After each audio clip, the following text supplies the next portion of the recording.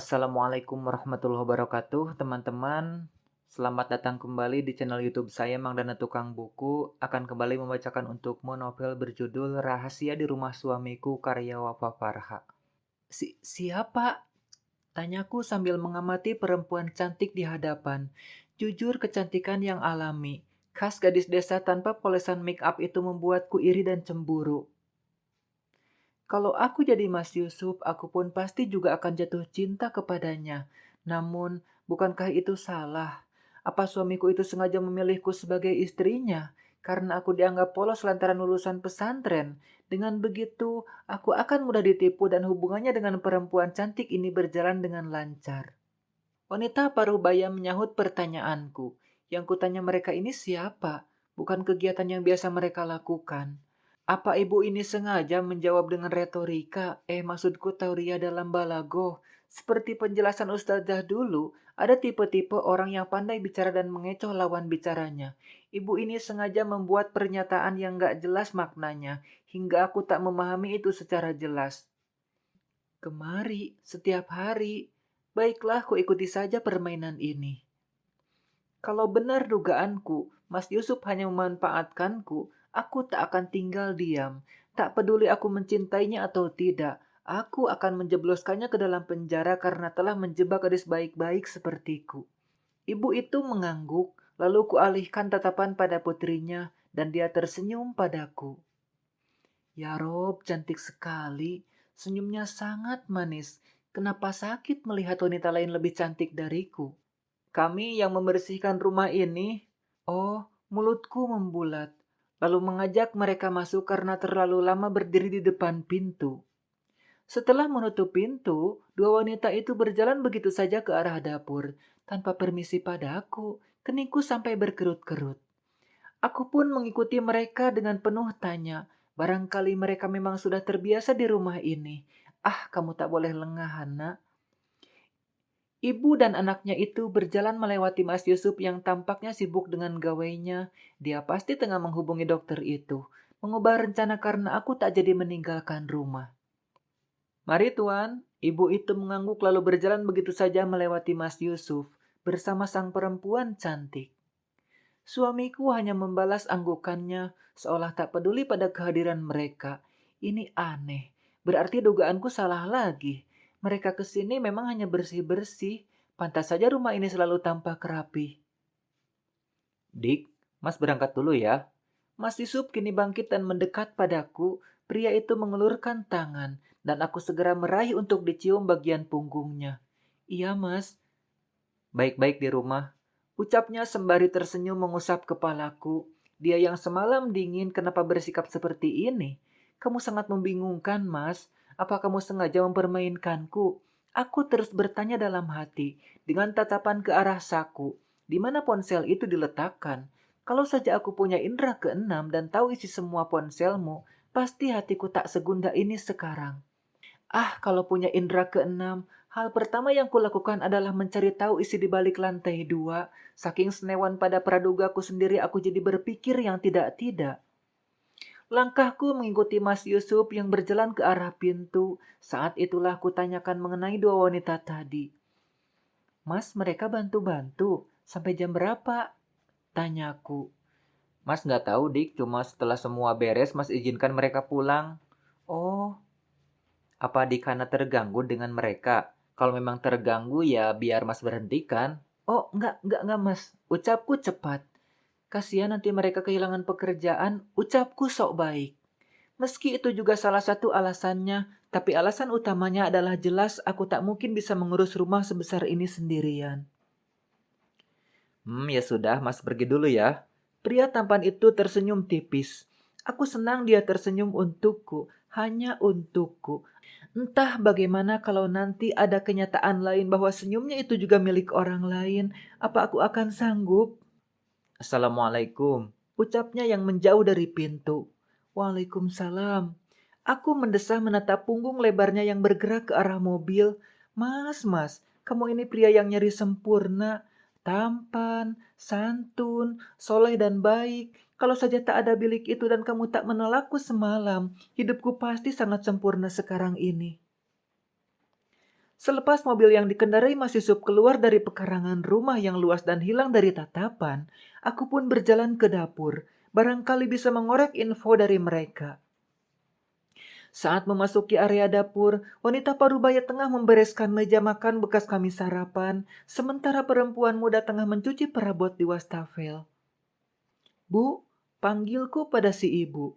Panggil bibi saja, Non. Si ibu menyahut cepat, bahkan aku belum selesai bicara. Ah ya, bibi, kuturuti kemauannya. Maaf, saya Sambi ya, Non. Ucapnya lagi sambil bergerak ke arah wastafel. Iya, Bi, jawabku. Oh ya, Non, yang katanya baru nikah sama Tuan kan? Tanya bibi itu. Iya, Bi, baru sehari. Aku tersenyum. Ada perasaan senang karena telah menyandang gelar seorang istri. Coba saja kalau teman-temanku di pesantren tahu aku menikah, pasti bakal heboh satu asrama. Sayang, aku putus kontak sejak memutuskan keluar pesantren karena lamaran Mas Yusuf. Entah bagaimana ceritanya Mas Yusuf ini mengenalku, rasanya aneh karena selama ini aku berada di pesantren, namun yang ku yakini namanya jodoh itu, meski yang satu di Afrika dan satunya lagi di Antartika, keduanya pasti akan bertemu di pelaminan. Non cantik, puji si bibi. Saat menoleh ke arah anaknya, perempuan mengangguk sambil tersenyum. Seolah mengaminkan ucapan bibi, gadis itu tampaknya pemalu. Makasih Bi, kan aku wanita. Kelakarku yang membuat bibi tersenyum. Non beruntung dinikahi pria sebaik Mas Yusuf, anak bibi. Wanita itu menoleh ke arah putrinya dengan tatapan kesedihan. Ya, putri bibi korban perkosaan. Ucap wanita itu membuatku terkejut. Dia jadi sangat pendiam, tak mau bergaul karena malu. Jadi bibi membawanya kemana-mana. Wajah tua itu mengucap dengan mata berkaca-kaca. Ya Tuhan, kasihan sekali mereka. Hidup gadis itu pasti sangat berat. Dia sempat frustasi, jadi nggak gitu nyambung diajak ngomong. Tapi meski gitu, putri bibi sangat penurut sama ibunya. Lanjutnya. Aku mengembus berat, tak bisa membayangkan bagaimana menjalani hidup seperti anak bibi. Rasanya jadi merasa bersalah karena sudah seuzon padanya. Karena emosi, langkahku bergerak mendekat pada bibi dan mengusap punggungnya agar mendapat ketenangan. Sambil melirik pada putrinya yang kini mencuci benda-benda di wastafel dengan menunduk. Oh ya Bi, apa Bibi tahu tentang gudang di lantai 2? Tanyaku mengalihkan perhatian, tak tega melihat ekspresi wanita tua itu saat membahas anaknya. Gudang Non, di lantai 2. Tanyanya kemudian. Aku pun mengangguk. Sementara Bibi malah menggeleng. Saya dilarang Tuan Yusuf naik ke lantai 2 Non. Tugas kami hanya bersih-bersih di bawah. Oh begitu. Aneh, kenapa tak boleh dibersihkan juga? Dalam kurun waktu tertentu pasti tempat itu akan berdebu. Juga perabot di lantai 2 kan lumayan banyak. Tapi Bibi tahu ada gudang di sana? Tanyaku lagi. Namun lagi-lagi Bibi menggeleng. Kami tidak pernah naik ke lantai 2, Non. Takut jika Tuhan tahu, di semua sudut kan ada CCTV. Aku mendesah, tak ada info yang bisa ku dapat dari bibi. Padahal tadinya aku berpikir kalau ada yang bersih-bersih rumah, pasti tahu setiap sudut ruangan di rumah ini. Namun rupanya Mas Yusuf juga membatasi gerak mereka. Kalau begini tak ada jalan lain selain mendapatkan password pintu tersebut. Tapi bagaimana cara aku mendapatkannya? Firasat ini sangat kuat ya Rob. Ampuni hamba jika ini adalah bagian kesalahan yang membawa pada dosa karena terus berprasangka buruk pada suami. Lelaki yang Rasulullah katakan, andai manusia boleh bersujud, maka kami para istri diperintahkan bersujud kepada suaminya. Sambil berjalan ke arah tangga menuju lantai atas, aku berbincang dengan Mbak Indah, kakak iparku melalui telepon. Oh, jadi lagi ngerayain sampai jam berapa, Mbak? Kayaknya jam 12 udah selesai sih. Gak apa-apa dah, siang-siang kesininya ya. Cie, yang baru boyongan. Iya, iya. Apa sih yang enggak buat kamu? Hehe, makasih ya mbak. Maaf banget ya gak bisa datang ke acaranya Zio, tapi aku udah siapin kado buat dia. Iya, santai saja. Oh ya, apa Mas Jidan datang? Tanyaku menanyakan keberadaan saudara sulungku. Lelaki itu menjalankan bisnis yang mengharuskannya sering pergi keluar kota. Kasihan Zio, dia jadi kurang perhatian dari sosok seorang ayah. Ya, kamu tahulah, dia kan sibuk. Aku gak bisa paksa kakak mau datang meski di momen penting buat anaknya. Yang sabar ya Mbak, aku mendesah. Semoga saja Mas Yusuf tidak memiliki pekerjaan seperti Mas Zidan yang suka meninggalkan anak dan istri. Aku mana kuat. Dia yang tidur di sampingku saja sudah buat nyesek. Gimana sering misah kayak Mbak Indah dan Mas Zidan? Atau apa karena Mbak Indah sudah dapat nafkah batin, jadi dia tenang-tenang saja meski LDRan? Astagfirullah, kenapa aku mikir ke situ sih?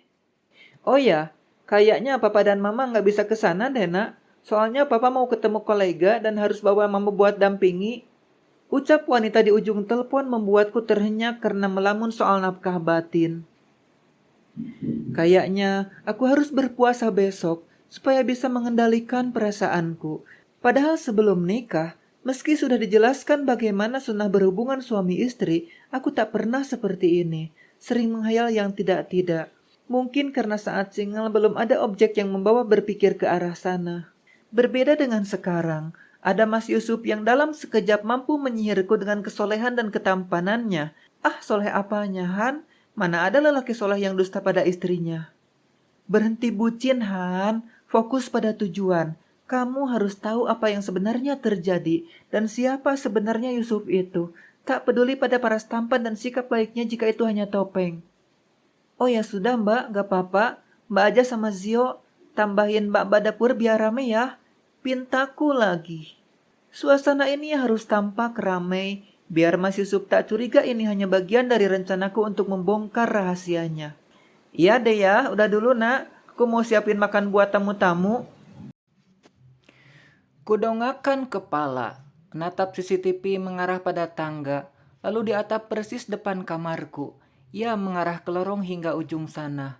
Maka, jika aku berjalan, bayanganku akan terekam di sana. Lagi, jika Mas Yusuf melihat rekam CCTV semalam, dia akan tahu akan mengikutinya sampai depan bilik itu. Entah dia memeriksanya atau tidak. Kalau ada barang sangat berharga atau seseorang yang sangat dijaganya, bisa jadi dia melihatnya. Itu artinya dia sudah tahu aku curiga, bukan? Namun sikapnya sejak bangun sampai tadi akan berangkat kerja biasa-biasa saja. Apa artinya dia belum memeriksa rekaman? Kakiku terus melangkah meski lorong itu remang dan lumayan gelap. Aku sangat penasaran sampai tak peduli lagi jika ada CCTV yang mengawasi kemudian membuat Mas Yusuf tahu bahwa aku sangat ingin tahu apa yang ada di dalam sana.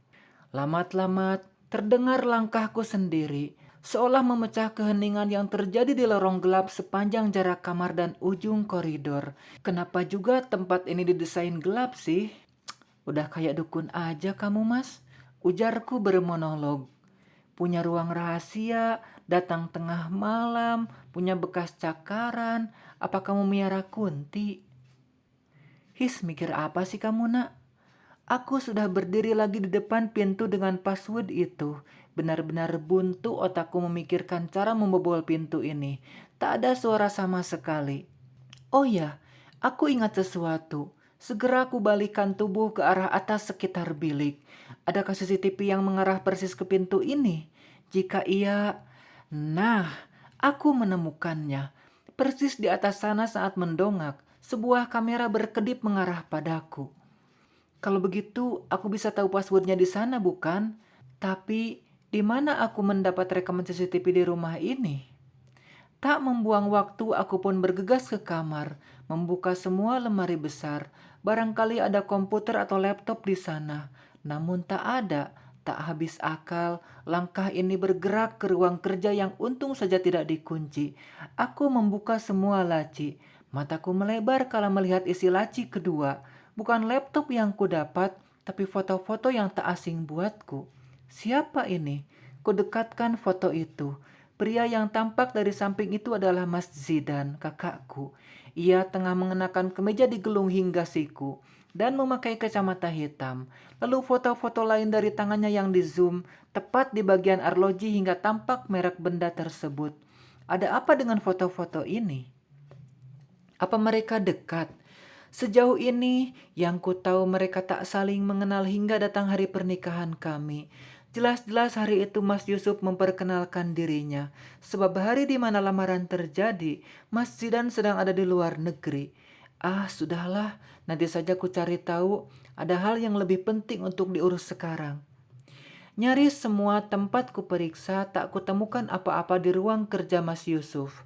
Aku pun berlari ke bawah menemui bibi dan anaknya yang tengah bekerja. Bi, panggilku dengan terengah-engah karena berlari dari lantai 2 ke lantai 1. Ya non, bibi menghentikan aktivitas dan berbalik menyambutku. Apa bibi tahu di mana rekaman CCTV seluruh ruangan ini bisa dilihat? Oh, mungkin di pos satpam depan, non. Pos satpam? Aku ingin memastikan jawaban bibi. Wanita itu mengangguk. Aku mendesah. Kalau begitu, aku harus naik ke atas untuk memakai khimar menutup kepala. Ini melelahkan, namun tak masalah jika dengan ini tak ada lagi yang mengganggu pikiran dan hati, yang kemudian menimbulkan banyak prasangka buruk pada suamiku sendiri. Setelah naik ke lantai 2, lalu turun ke lantai bawah lagi, aku pun berlari keluar.